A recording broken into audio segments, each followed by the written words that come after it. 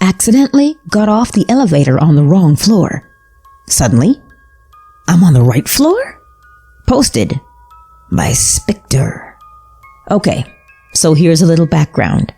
I live in a huge apartment building with close to 90 floors. The building also functions as a hotel with a gym and pool. Anyway, I was in the elevator on my way back up to my apartment. I had gotten some takeout and was jamming to some music on my phone when the elevator stops on the 5th floor to let a couple into the elevator. I was not expecting this and got very embarrassed when the elevator door opened to me dancing in the elevator. I quickly walked out of the elevator as the couple entered, and I quickly realized my mistake as I saw the sign for the 5th floor above the elevator as it closed after me.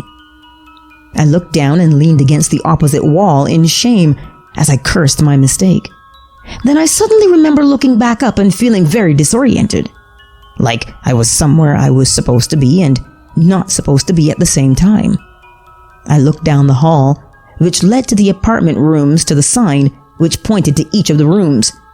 It indicated I was on the 11th floor, the floor I was originally going to.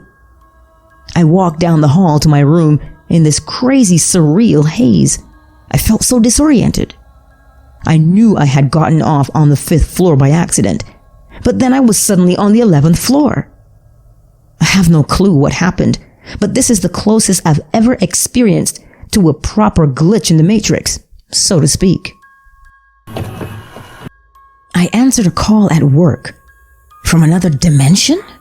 Posted by Ken Dansley.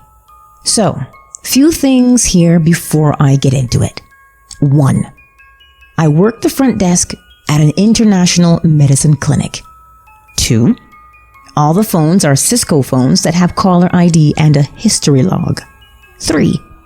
I've worked here for 3 years, and I know pretty much all of the patients extremely well. So well that our doctor will ask me if someone is our patient or not, because I can remember extremely insignificant details off the top of my head, such as a person's middle initial in their name. 4. I'm the only person who works the front desk, so unless I'm already on a call, I answer every phone call coming into the clinic. 5. Because I answer every call, I know my patients just by the sound of their voice, especially if they call frequently. 6. The doctor I work for doesn't take new patients, so we don't have an extremely high number of patients. This is also why I know so many patients so well, because it's mostly the same people over and over, with rarely any new faces to learn. 7. The patient in question during this event I know super well, because he has the pseudodobular effect, where you cry or laugh in inappropriate situations. I worked there when he was diagnosed, and it's kinda a rare disease, so I remember him especially well, because he often has episodes in the waiting room while checking in, and I try to make him as comfortable as possible by acting as if nothing is out of the ordinary. I would say he's one of my favorites, because he is a very sweet and kind man regardless, and has treated me with nothing but respect. Unfortunately, not the case for all of our patients. 8. Because of the pandemic, and given that most of our patients come to appointments with no acute problems, the office is doing pretty much every appointment as telemedicine, with a few exceptions here and there for things that absolutely can't be treated over the phone. 9. Telemedicine here is just a normal phone call because the physician isn't very tech savvy. The majority of our patient population is geriatric, so they really aren't tech savvy either, so we don't do video chat or anything like that. 10. The office is small. We have 1 physician, 2 nurses, and me, front desk, and I work in a separate but a very open room with a big checkout window and a door on the same side that stays open facing the desk that the physician and 1 nurse sit at. We can just talk normally across the room to hear each other. So generally I kind of zone out while the doctor is doing telemedicine appointments, but subconsciously listen for certain key words or phrases that he usually says every single time before he sends the call to me when he's done to schedule the patient's next follow-up appointment. I'm half listening, and I know that he's on the phone, and this patient calls in that I mentioned earlier with the pseudo-dobular effect. We'll call him Mr. L. And Mr. L says that he was on the phone with the doctor for his telemedicine appointment, but the call dropped. Not a big deal. This happens somewhat often.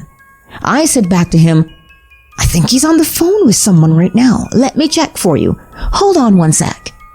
And put him on hold. I was double checking that he was on a patient call and not a personal call. The doctor will literally talk on his cell phone to friends about everything in the world. Hunting, fishing, football. You get the picture. He's older and doesn't really text. Just talks on the phone a lot. All the time. But he'll only call patients back on the desk, Cisco phone. So I see that he is talking on the desk phone. Obviously talking to a patient, I assume. He would never make a personal call on the Cisco desk phones, because our company records every phone call. And I picked the phone back up after being put on hold and said, Hey, Mr. L, he's on the phone with another patient right now. Just stay by your phone and I'll get him to call you right back. But when I picked it back up from the hold, there wasn't anyone there. So I started saying, hello? A few times before hanging up, because it was just dead silent.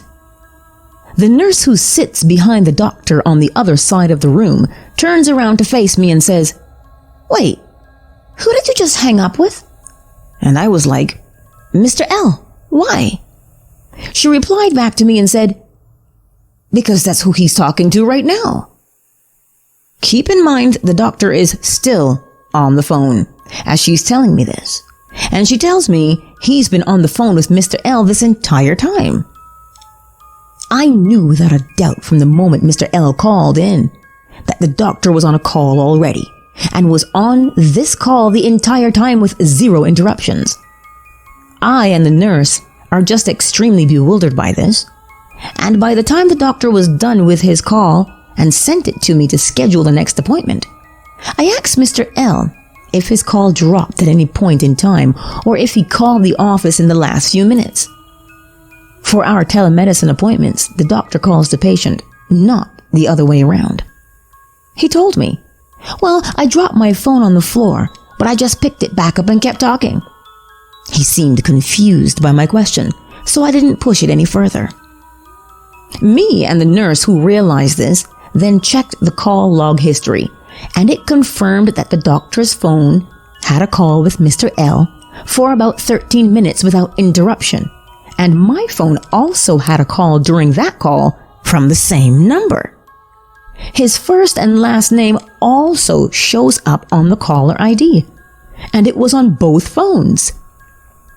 I also confirmed with the doctor that his call with Mr. L was never interrupted, and he confirmed that it wasn't at any point in time.